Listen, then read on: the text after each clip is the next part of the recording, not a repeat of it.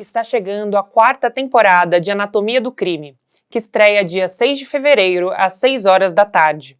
Prepare-se para mergulhar fundo nas análises dos perfis criminais e discussões intrigantes sobre as mentes mais sombrias da história. Aproveite a entrevista de hoje com dois gigantes da pesquisa sobre comportamento violento e desfrute da chance de explorar o lado mais obscuro da mente humana com quem realmente entende do assunto.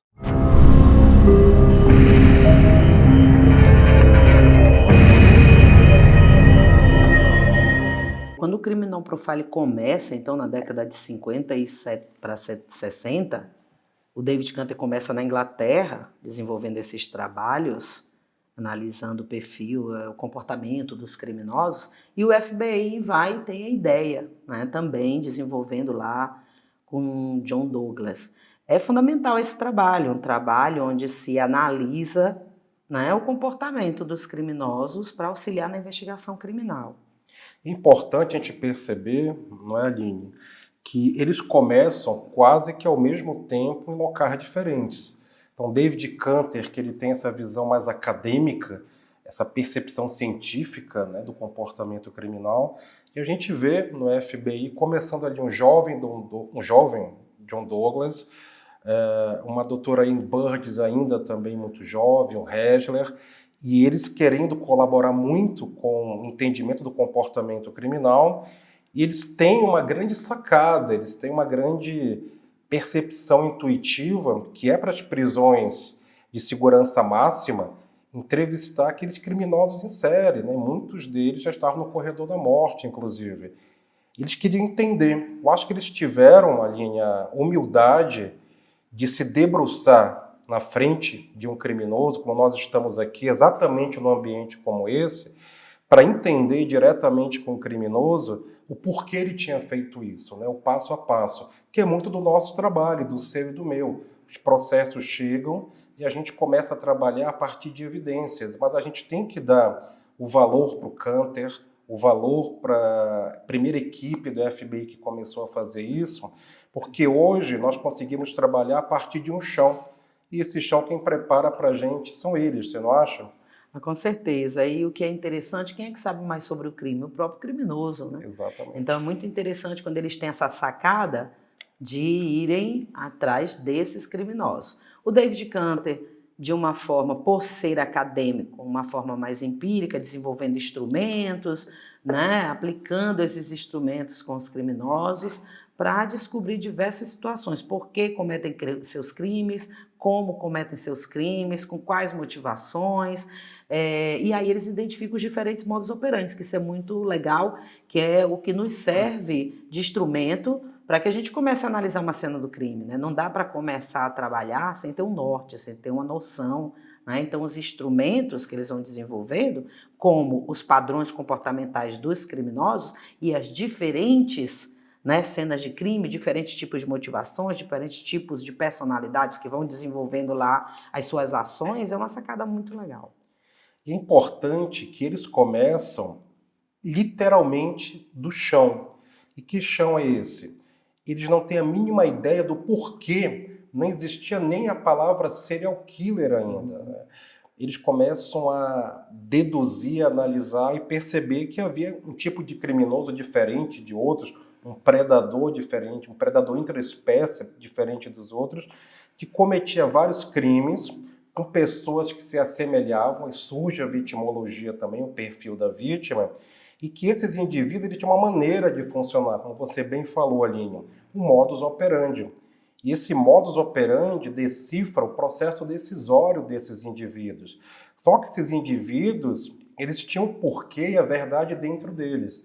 E é isso que eles foram investigar, né? O Canter na Inglaterra, o Douglas, o Hessler e a Anne Burgess nos Estados Unidos. Depois há esse encontro, inclusive, né, dessas teorias, essa conversa entre esses teóricos que enriqueceu muito também. E quando a gente olha para a história da criminologia, não é, Aline?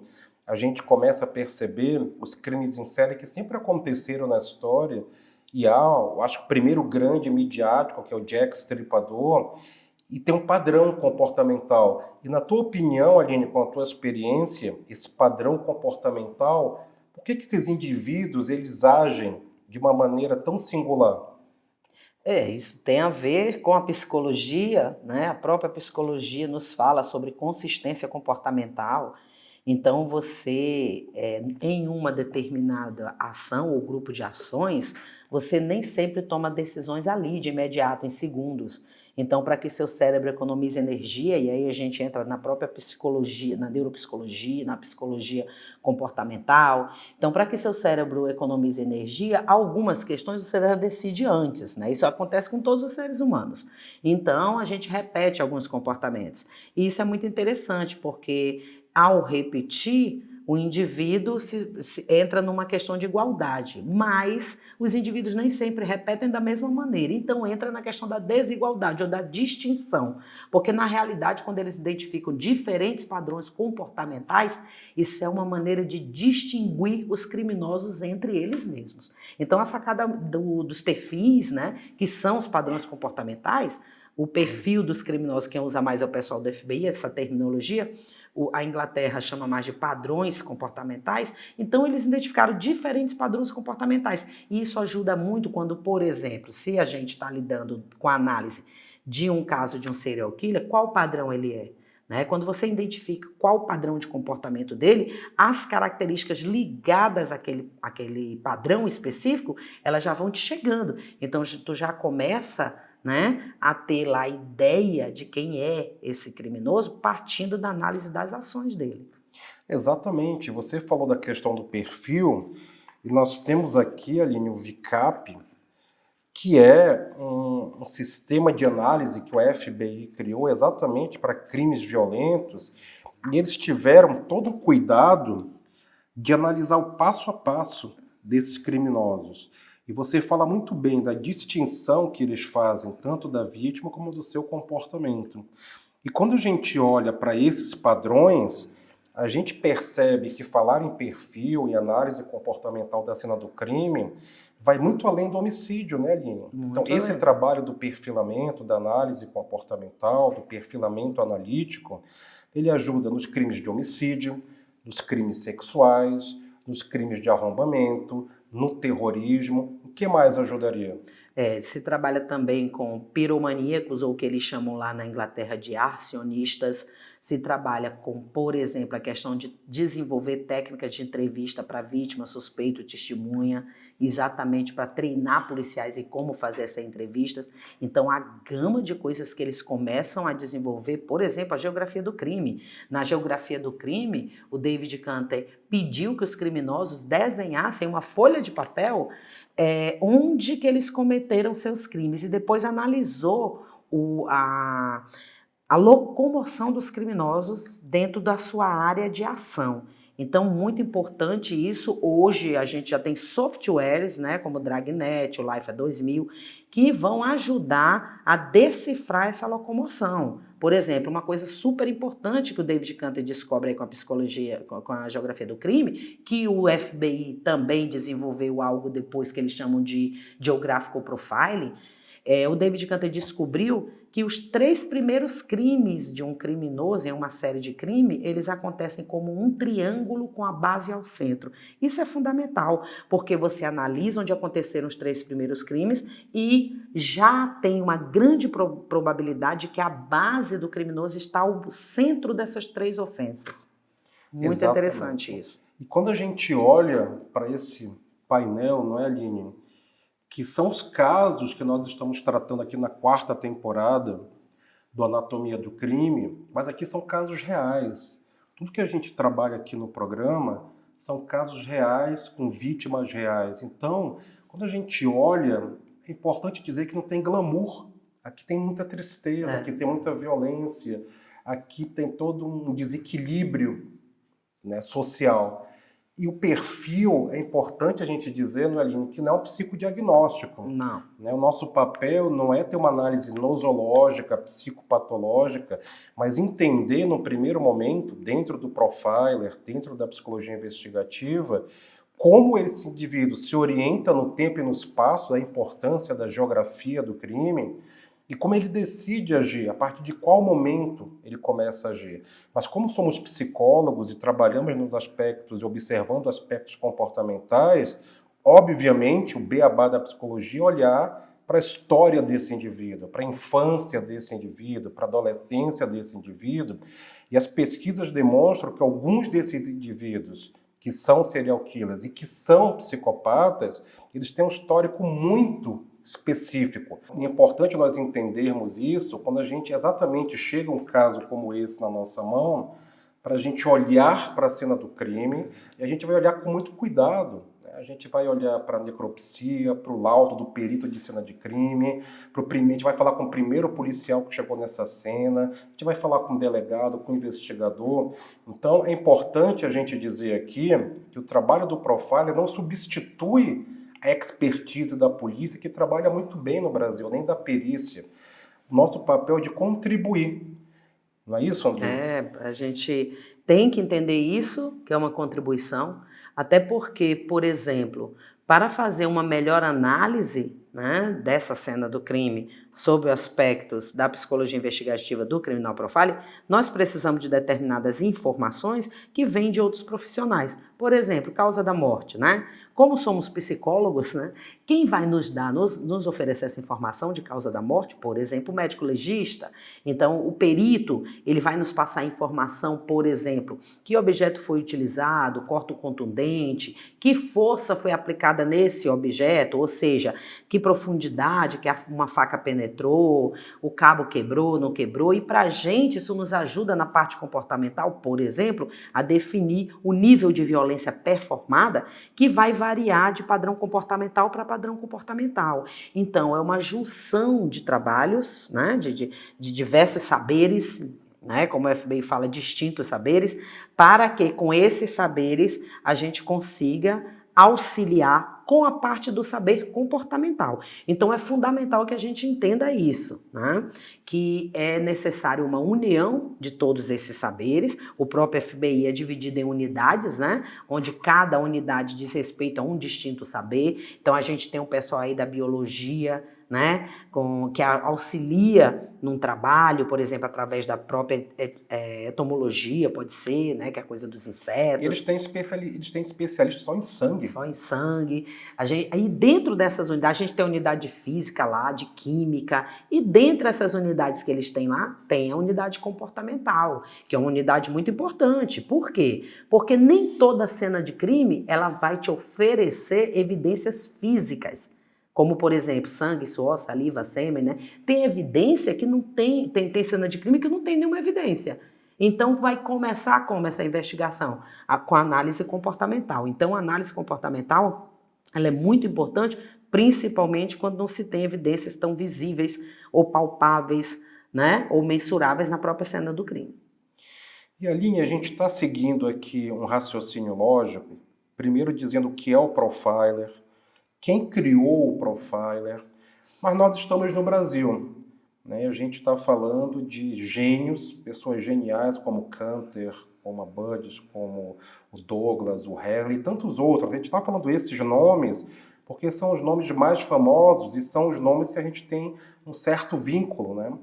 E quando eu digo um certo vínculo, porque você estudou com Canter. Como é que foi essa tua experiência de fazer mestrado e doutorado com o próprio Canter em Liverpool? Pronto. O Canter, vamos deixar bem claro aqui, o Canter é o criador da psicologia investigativa, então só isso já foi um grande privilégio eu conseguir ter estudado com o próprio David Canter, inclusive tendo ele como meu orientador tanto de mestrado quanto de doutorado. O professor Canter, ele hoje está com 77 anos, né, e continua na sua contribuição fazendo trabalhos maravilhosos aí.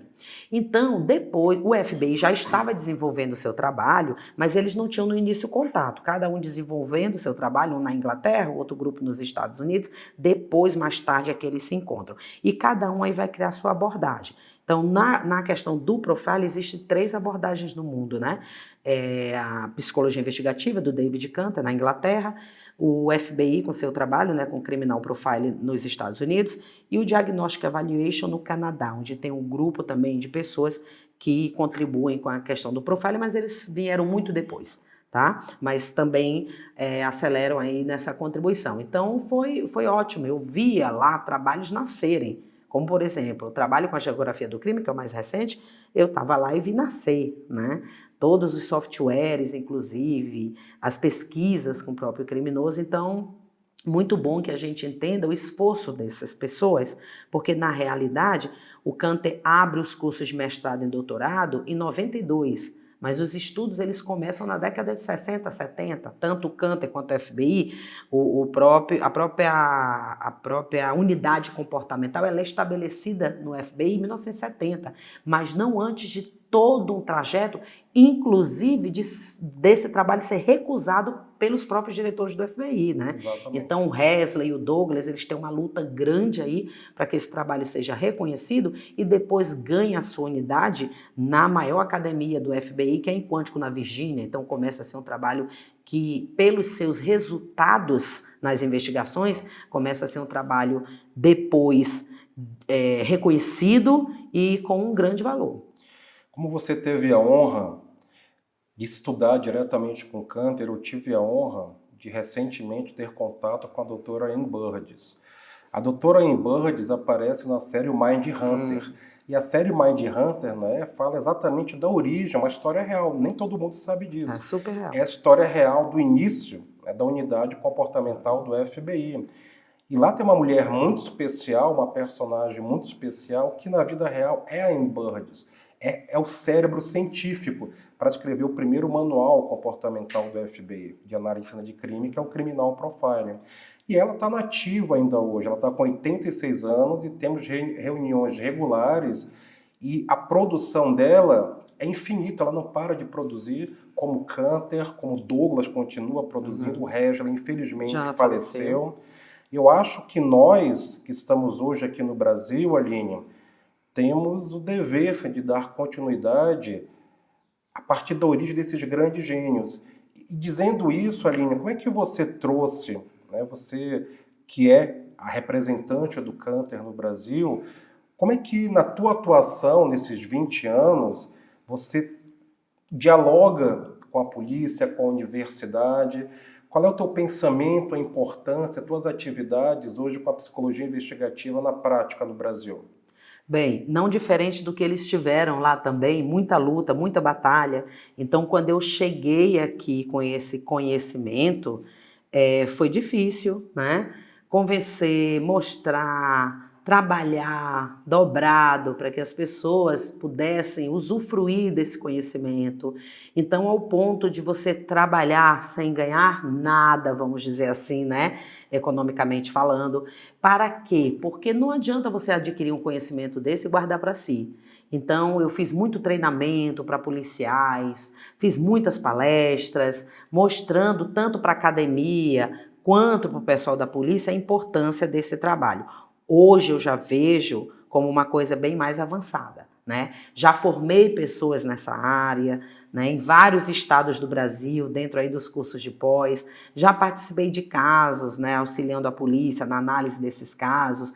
De início era uma coisa bem primitiva, ex-alunos delegados, professor, eu estou com esse caso aqui, e aí eu dava lá meu pitaco, né, então auxiliando, mostrando, disponibilizando bibliografia, mostrando o trabalho, discutindo casos, auxiliando em casos, né, então hoje está melhor, mas ainda tem uma batalha grande. Por quê? Porque o que nós queremos, né, o que seria muito bom para que a gente desenvolvesse isso no Brasil, esse trabalho no Brasil, seria que pelo menos em cada delegacia do país, pelo menos nas capitais de início, a gente pudesse ter um profissional desse auxiliando na investigação.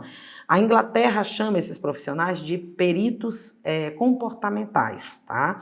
Então seria um auxílio, enquanto o perito físico iria analisar e coletar as questões visíveis, como sangue, suor, saliva, né, direção de um projétil e coisas assim, o pessoal da comportamental ia dar o seu auxílio trabalhando com as que a gente chama de vestígios não palpáveis, não visíveis, ou quando visíveis que carecem de interpretação. Ou seja, posição do corpo, cara para baixo, cara para cima, local da injúria, número da injúria, Tudo isso ele tem ligação com determinadas características que nos ajudam a entender a dinâmica do crime. Porque, na realidade, a dinâmica do crime é a dinâmica física e a dinâmica comportamental. No Brasil, a gente trabalha com a dinâmica física, mas a gente precisa avançar no trabalho com a dinâmica comportamental. E todos serão beneficiados porque, com o trabalho dos dois tipos de perícia, a física e a comportamental, a solução de crimes é uma questão a ser desenvolvida e muito. A minha trajetória, Aline, foi um pouco parecido, não intencionalmente, com o que aconteceu no FBI, porque eu trabalhei com a engenharia reversa. Em 15 anos que eu trabalhei dentro de ambiente penitenciário, eu tive oportunidade, por trabalhar nessas unidades, de entrevistar diuturnamente, diariamente, homicidas, criminosos sexuais, entender. Esses dois grupos me interessavam especificamente para pesquisar, para entender como eles decidiam agir, como é que eles cometiam seus atos, como é que era a cena do crime. Então, muitas vezes, como eu tinha acesso aos documentos do processo, à cena de crime, ao laudo da criminalística, da necropsia, eu não confrontava, mas eu perguntava como é que ele tinha cometido esses ferimentos, a arma que ele tinha usado, se era uma arma de fogo, uma arma branca, como é que ele escolheu aquela vítima, por que ele escolheu aquela vítima com aquela idade, naquele horário, por que ele escolheu aquele ambiente, se ele morava perto da vítima. E eu comecei até a criar uma escala chamada avaliação do grau de maturidade criminal, para fugir do psicodiagnóstico tradicional, entender dentro do ambiente criminológico esse processo decisório desses indivíduos. E exatamente o que você fala, a partir do momento que a gente começa a contribuir com a polícia, é importante dizer que a gente não resolve casos, né, Aline? A gente contribui, porque alguns acham, mas, bom, se botar psicólogos criminais, investigativos, peritos comportamentais, eles vão fazer o trabalho da polícia? Ao contrário. Eu acho que a gente estaria ali servindo, colaborando, ajudando, como você bem falou, com uma ferramenta a mais, uma ferramenta comportamental. Então, nós temos que entender que o profiler, o perfilamento no Brasil, ainda não é uma realidade, mas precisa ser. Então, você que fazemos isso há muito tempo, somos poucos. Tem muita gente boa no Brasil, como você falou, Aline, alunos seus, alunos meus, pessoas que nós formamos, que podem, eu acho que toda a capital do Brasil hoje, nós temos alunos espalhados no Brasil inteiro, extraordinários, inteligentes, dedicados, focados, que podem contribuir. Agora, fica o nosso apelo também, né, Aline, para as secretarias de segurança, para o Ministério da Justiça, para as secretarias de administração penitenciária se utilizarem dessas pessoas. E, mais especificamente, quando a gente fala de delegacia, a gente entra na Secretaria de Segurança, na Polícia Civil. Então, nós temos as delegacias gerais, a figura dos delegados gerais. Os delegados gerais podem se debruçar sobre essa necessidade e chamar esses profissionais, esses psicólogos, para ajudar, não só como peritos ad hoc ou assistentes técnicos, mas profissionais que possam ficar ali, porque esses dados todos não se percam, para que não se percam. Imagina quantos casos são resolvidos no Brasil, Aline. Temos mais de 900 mil presos no Brasil hoje e não temos dados comportamentais. Então imagina a riqueza desses dados, que não seriam psicodiagnósticos, que isso seria até antiético, mas esses dados dos processos decisórios, como esses indivíduos agem, o modus operandi deles. Então a gente percebe que esses dados se perdem, né? Eles viram exatamente documentos em pastas, em gavetas e lá ficam, e a gente não trabalha dados estatísticos, a gente não trabalha correlação desses dados. Nós não temos no Brasil, não é, Aline, nenhum estudo epidemiológico sobre esses dados comportamentais. Então você acha que isso é importante, a polícia absorver esse profissional importante? É fundamental, e quem sair primeiro vai ter evidência. É a mesma coisa que aconteceu com a história de bancos de dados, né? A gente insiste há anos que o Brasil tem que melhorar ainda, né, a questão dos seus bancos de dados. Mas quando a gente vê estados que saíram à frente disso e que estão desenvolvendo, como, por exemplo, São Paulo já está desenvolvendo bem, Goiás está desenvolvendo muito bem. Goiás, assim que instalaram né, o banco de dados, eles solucionaram de imediato 142 homicídios. Olha só. Então, quem sair primeiro, né, vai ter evidência e vai ter resultados. Né? A gente sabe que vai ter resultados. Então, você pode perguntar, por que não se faz isso, Aline? Por que essa dificuldade? Tem umas questões ligadas ao ego, ligado a outras questões. Por exemplo, algumas pessoas pensam que se vai tomar a posição de um perito, a posição de um delegado, né? No Brasil se pensa assim, não se vai tomar a posição de ninguém, se vai contribuir com o trabalho, né? Aliás, não precisa nem ser um policial contratado, seria o melhor, mas pode ser uma consultoria. Muitos desses profissionais em outros países, eles são chamados quando tem os casos, né, para uma consultoria, estão constantemente lá. O ideal seria que eles já tivessem um cargo dentro da própria Polícia Civil e que tivesse a todo momento mesmo participando dos casos. Então, o resultado é certo, a ajuda é certa. Agora, lembrando que na psicologia nós temos diversas áreas, né?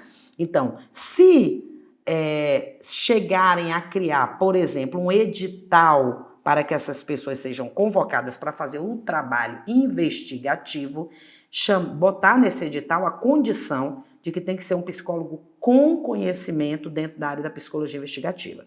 Porque a psicologia clínica é uma coisa, a psicologia jurídica, né, é outra, a psicologia investigativa, que vai trabalhar direto com a investigação criminal, é outra coisa. Então, seria bom já no próprio edital especificar o tipo de formação que se quer, e aí você ia colher esses estudantes e profissionais, que hoje já são profissionais, né, que nós formamos, né, que nós passamos tantos anos aí para formar em todos os estados. Pelo menos um em cada estado eu sei que nós temos, porque eu já tive alunos de todos os lugares, do norte a sul do país, e esses alunos podem ser aproveitados com o conhecimento, né, que nós passamos para eles e com os trabalhos que eles já desenvolvem. Então, é fundamental que as secretarias de segurança pública, eu diria até o governo federal, né, se empenhasse nesse trabalho para implantar no Brasil esse trabalho com a perícia comportamental, ou que alguns vão conhecer como criminal profiling, outros poucos conhecem, né, a questão da psicologia investigativa, né, e que esse trabalho seja feito no país. Exatamente. E Aline, vamos falar um pouco disso na prática? Vamos demonstrar um pouquinho, né, na prática. Nós temos 2 casos emblemáticos no Brasil, dentre tantos, mas temos 2 casos que se destacam pela sua crueldade, pelo seu lado predatório e por essas características comportamentais que aparecem, que é o caso do Francisco das Chagas, que é o caso dos meninos emasculados no Maranhão, e o caso do maníaco do parque, aqui em São Paulo. Como que a gente poderia, na prática, usar o conhecimento do profiler, da psicologia investigativa? Esses casos já aconteceram, mas como é que a gente poderia demonstrar, para quem nos assiste agora, o funcionamento na prática, na colaboração de um caso como esse? Porque outros Franciscos existem e os 2 são Franciscos. Né?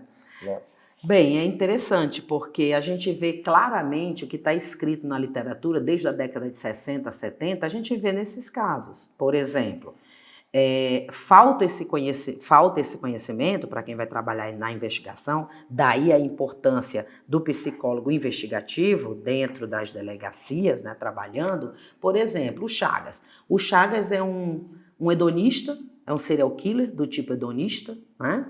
E aí você diz, e o que é isso? Parece uma coisa do outro mundo. Não é. Nos estudos que eles fizeram, por exemplo, com serial killers, eles descobriram 4 padrões comportamentais, que é o visionário, o missão, o hedonista e o poder. Cada um desses padrões, eles têm características específicas. Então, isso ajuda a distinguir entre eles. Por exemplo, quando você está analisando o caso, você vai definir com qual tipo de criminoso eu estou lidando. Eu estou lidando com o hedonista, então o hedonista é o seguinte, ele age assim, ele faz dessa maneira, ele tem a probabilidade de selecionar a vítima dessa maneira, o próximo passo dele vai ser esse. O Francisco das Chagas Brito, a gente sabe que o hedonista segue ritual. O visionário e o missão não tem ritual. O hedonista e o poder são mais propícios ao ritual. Então, às vezes, a gente escuta o pessoal falando assim, todo serial killer tem um ritual. Não, são alguns serial killers. E relacionado aos padrões. Então, por exemplo, dando exemplo disso, o Francisco das Chagas Brito, ele era bem cheio de ritual, né? Ele sentava as crianças que ele matava e escorava, né, os corpos numa específica árvore, né, que é o tucum. Ele cortava o dedo só até a segunda falange. Então, isso também é uma parte do trabalho do criminal profile. Por que ele cortava o dedo até a segunda falange? Então, você também analisa esses simbolismos, basicamente o dedo como um objeto fálico, representando na fantasia dele um pênis, e cortando pela metade até a segunda falange, representando um pênis de criança.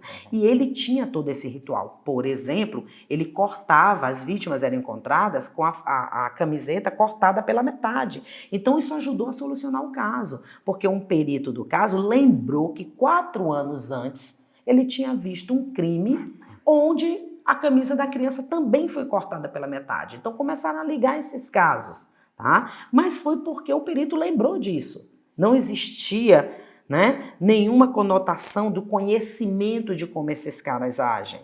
Porque aí sim, se você tivesse conhecimento, olha, esse indivíduo que faz isso, que tem esse simbolismo, e a gente está vendo nesse caso aqui, ele fez outros com mesmos.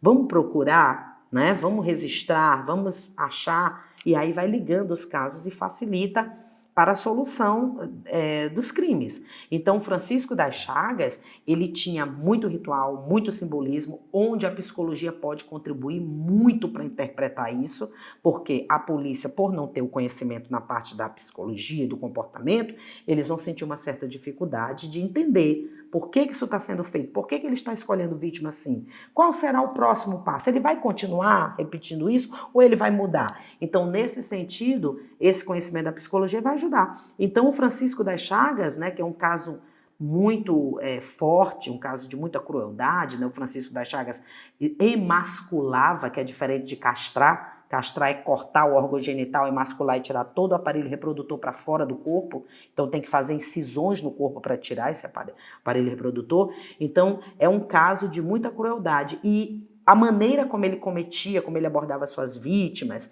tudo isso a psicologia pode interpretar, porque ele era bem ligado a simbolismos. Por exemplo, por que cortar metade de tudo? Ele era muito fixado em coisas pela metade, porque na fantasia dele, ele tem que representar isso. Inclusive, o FBI, nas suas análises, ele tem uma parte que fala sobre o papel da fantasia, que vai ajudar a solucionar crimes. Exatamente.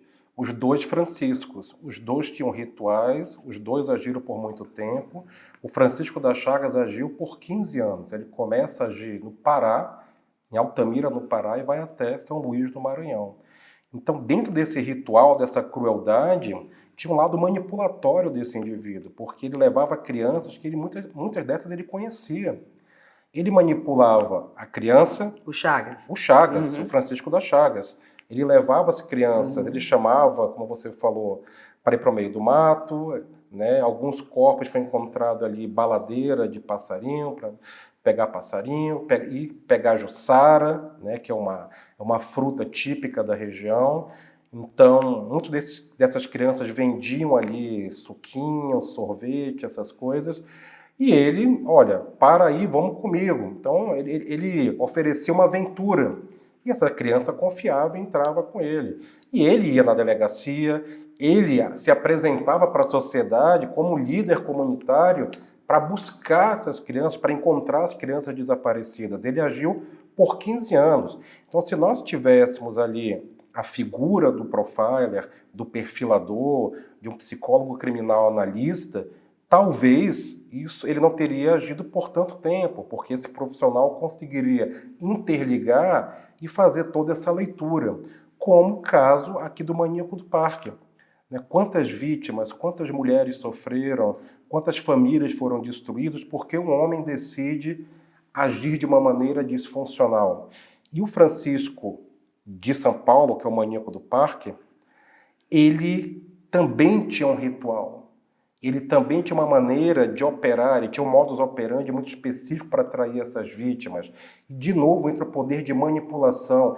E é interessante, Aline, que esses indivíduos, esses criminosos em série, esses serial killers, eles levam essas vítimas para sua zona de conforto e essas vítimas vão porque querem.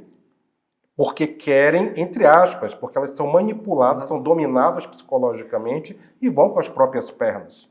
Interessante no Maníaco do Parque, ele tem uma situação que ilustra muito o que o profiling já conhece, já sabe. O Maníaco do Parque, ao delegado perguntar para ele, você sentiu pena de alguma das suas vítimas, se compadeceu? E ele disse, não. Aí depois ele disse, eu senti de uma. Lógico, o delegado perguntou para ele, de quem?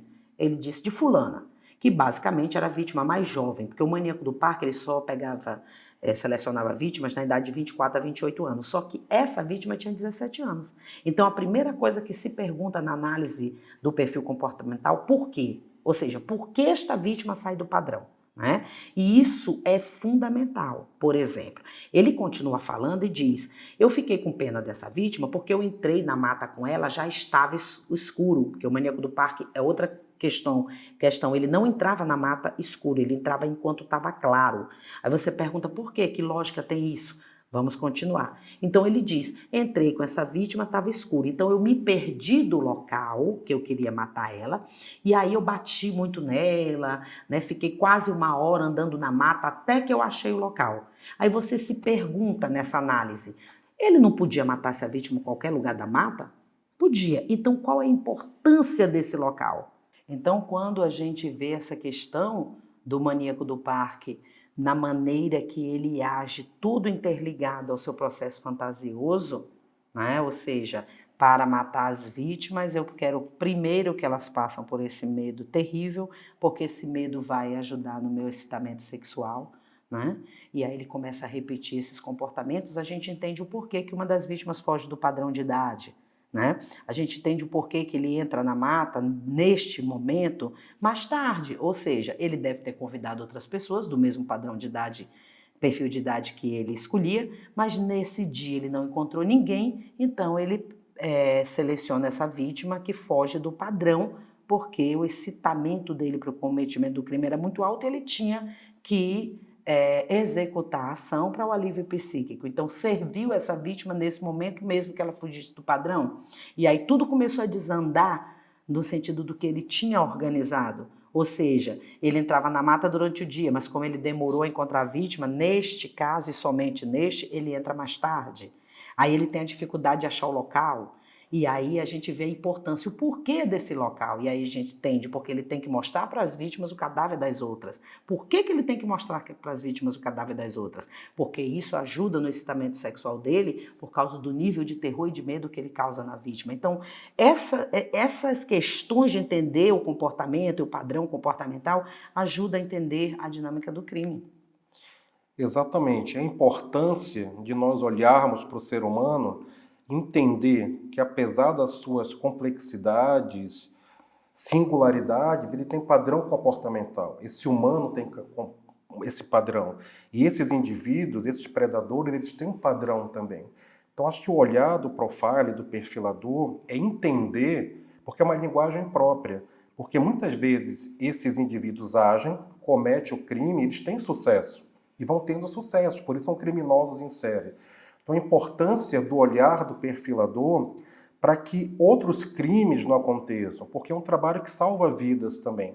Então imagina se a gente consegue ter uma ampla rede de profissionais fazendo isso, esses indivíduos serão rapidamente identificados. Obviamente o desejo seria que esse trabalho evitasse que crimes acontecessem. Não vamos conseguir, mas a gente consegue diminuir essa prevalência, a gente consegue diminuir essa ação e o ato desses indivíduos, os atos futuros desses indivíduos. Então, por isso, a importância a gente falar num programa como esse, do Profile, da psicologia investigativa, Aline, e incentivar as autoridades, os profissionais, os jovens profissionais a se dedicarem, a se especializarem nessa área, para que a gente possa, quando necessário, poder ajudar a sociedade. É isso. Inclusive, só retomando algumas questões, o aprendizado dos padrões comportamentais, dos diferentes tipos de criminosos, a gente já tem os padrões comportamentais identificados pelos estudos, por essa ciência, por exemplo, padrões comportamentais de serial killers, de estupradores, de abusadores de criança, de terroristas, de acionistas. Então, quando você está diante de uma cena de crime, você pode usar esse conhecimento para te ajudar a entender aquela cena de crime, para te ajudar a solucionar o caso, para te ajudar a identificar quem cometeu, quem perpetuou aquelas ações. Então, é de fundamental importância que haja um conhecimento dessa ciência, quais foram os padrões identificados. Existem técnicas para análise da cena do crime, né? Por exemplo, uma cena pode ser organizada ou desorganizada, uma cena pode ser instrumental ou expressiva, uma cena pode ser impulsiva ou racional, e assim por diante. Então, existem esses instrumentos que nós podemos usar ao observar, ao olhar a cena do crime. Por isso que muitas vezes você vai direto em determinados pontos, né? E é isso que pode contribuir com a polícia para o entendimento daquela dinâmica do crime, porque você já tem o conhecimento de como esses padrões funcionam, de quais são os tipos de cena de crime, quais são os tipos de crime, inclusive, porque cada tipo de crime tem suas peculiaridades também levantadas, também identificados por pessoas, né, estudiosos, cientistas desse tipo de conhecimento. Então é fundamental que isso seja implantado no Brasil. Vai ser de grande ajuda quando a polícia, quando os órgãos de segurança começarem a usar esse conhecimento, eles vão ver efetividade, eles vão ter mais soluções nos casos. A gente sabe que, por exemplo, isso é fundamental. A Inglaterra soluciona 92% dos seus homicídios. No Brasil, nos melhores estados, a gente está em 61%. Nos melhores estados. Tem estados que a gente tem solução de homicídio em 40 e poucos %. Então, sim, é possível e sim, a gente tem que reverter essa situação. A gente tem que melhorar essa solução de crimes. E a gente só vai melhorar quando a gente se unir com todos os saberes e cada um dando a sua contribuição.